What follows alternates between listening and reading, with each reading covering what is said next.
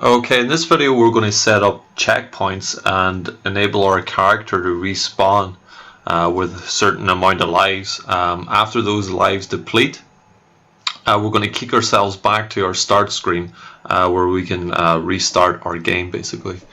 So the first thing I want to do is I want to, in my blueprints folder here, I just want to make a small blueprint which is just going to contain a box. You might be able to, or might want to, put your own sprite in there to denote that your player is walking through a checkpoint, a visual kind of key. But for me, I'm just going to have an invisible box and then it's just going to print off a string up in the top left hand corner just to say that I've hit the checkpoint. So the checkpoint is going to be pretty simple. It's just going to right click here, we're going to add a blueprint, and it's going to be an actor, and it's going to call it checkpoint. And inside this checkpoint, under components, I'm just going to bring in a box. So this is what we're going to have, and I'm just going to call this checkpoint. In the graph for this is going to be pretty simple as well. We're just going to have a checkpoint, right click on that, add event on component begin overlap. So I'm going to get my character here. So get player character, and from that I'm going to get cast to my character and connect them together. And I can't do anything else because I'm going to have to go into my character and make a checkpoint variable. So to do that there, I'm just going to open up my blueprints.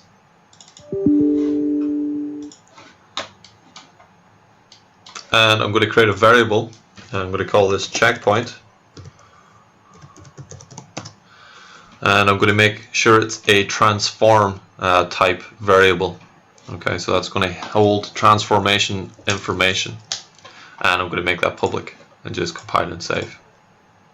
So in our checkpoint, we're going to pull this out, and we're just going to type in checkpoint, and we'll get that, or sorry, we'll set that. And our checkpoint is going to be set by get transform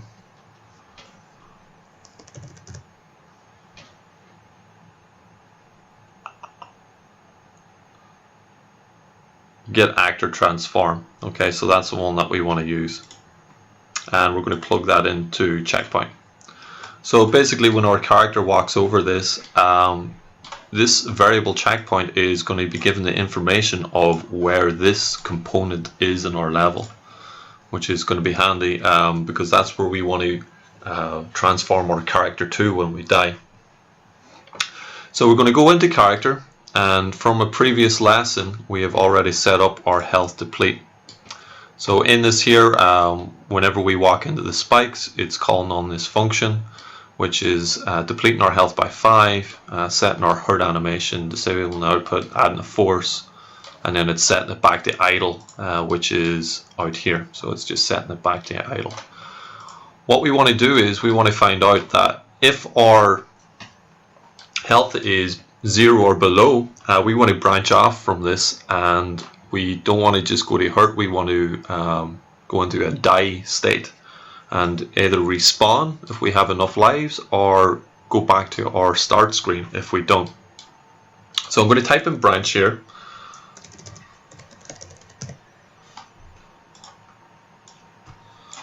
and I'm going to plug this in, and it needs a condition to tell if it is true or false. So I'm going to get my character health, and from that I'm going to type in equals, and I'm going to see if it's less than or equal to 0. So if this is less than or equal to 0, it's going to do a die function.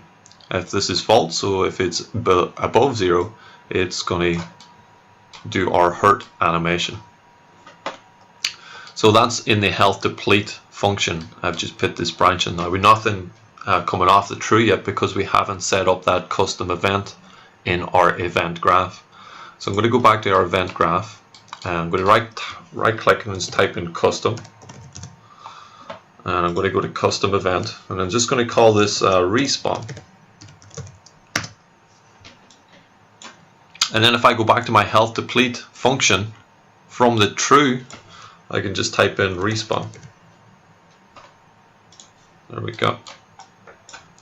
So now if our health is below 0, instead of doing our hurt animation and carrying on with the force and everything, it's actually going to go to this respawn function, which we're going to add in some extra scripting for it.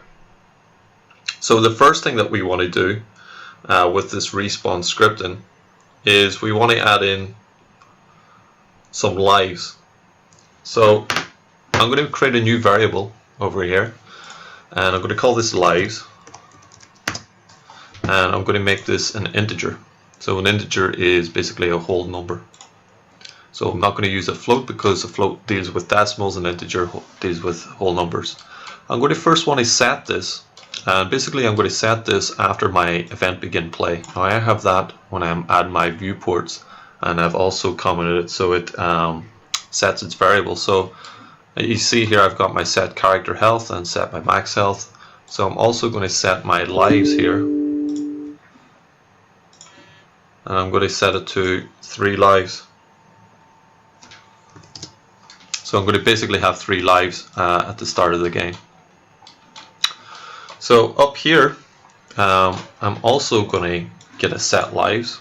So when we call upon this custom event, we're going to set how many lives we have, and we're going to do that by getting what we currently have, so how many lives we currently have, and we're going to minus that by 1. So we're going to set these, or set how many lives we have by getting our lives minus 1 and plugging that into the set. And then we're going to get a branch. So this is where we come to see how many lives we have. Do we have 0 or do we have 1?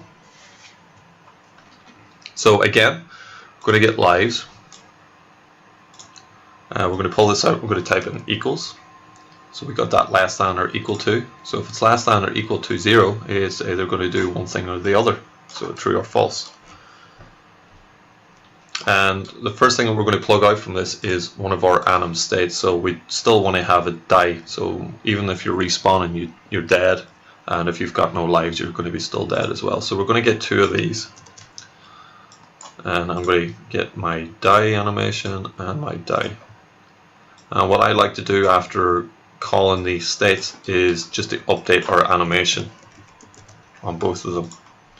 So update there and update below.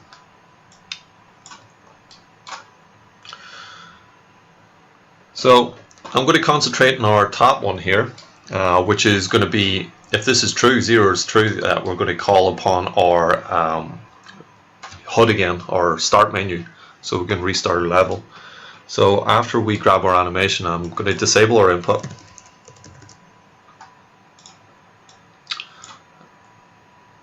And I'm going to get a player controller. So get player controller. And then I'm going to, from that, create a widget. So create widget. And from my class, I'm just going to select my start screen.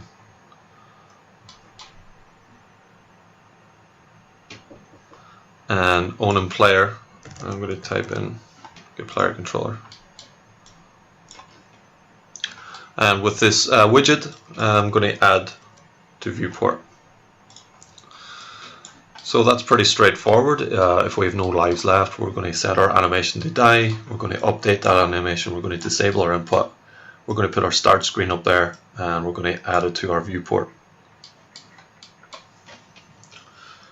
So if we do have lives, it's going to be slightly more complicated. So we've got this update animation. We'll also need another disable input. In actual fact, I don't think I need a player controller for these. So, and I'm not going to try and respawn it straight away. So I'm going to add in a delay of probably a second. And then I'm going to move our player. So I'm going to set actor transform.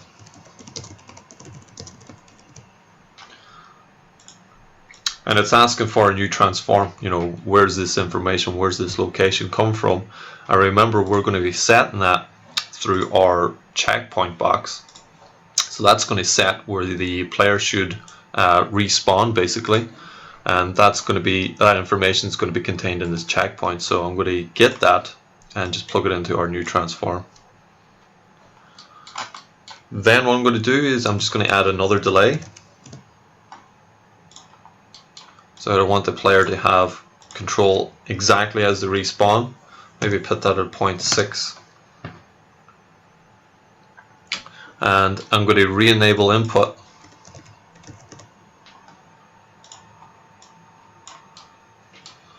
And from that there, we're going to set idle. So we're just going to make sure that we set our animation back to idle.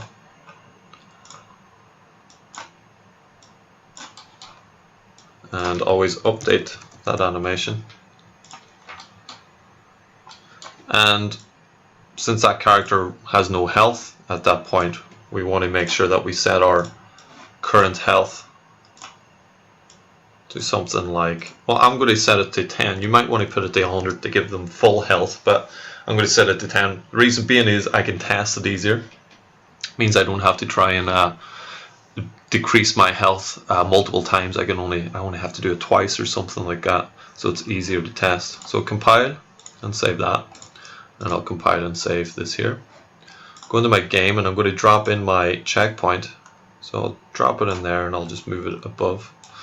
What I might also want to do, since I can't see this in my level, just to make sure that I am walking into it, I might just take off from my blueprint and just to print a string. Okay, and I'll print off checkpoint. So when I walk into the checkpoint box, it's going to eventually print off checkpoint up in the top left hand corner. So let's press play on that. So you can see up there in the top left it's saying checkpoint. So it means now that if I die, it'll respawn me back at that point. Gives me 10 health. And this time I should go to the start screen. So that means now that I can start the game all over again. And I'll have 3 health again, or 3 lives. So that's how you do it. In the checkpoint box, again, I'm just going to get rid of that checkpoint. Again, with the components, you might want to put in a sprite there. So if I type in sprite, and I'll just call this checkpoint SP for sprite.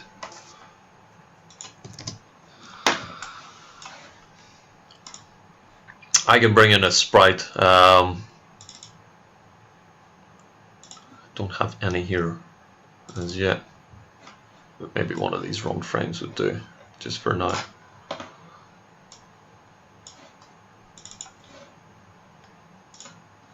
And I'm going to remove that collision as well.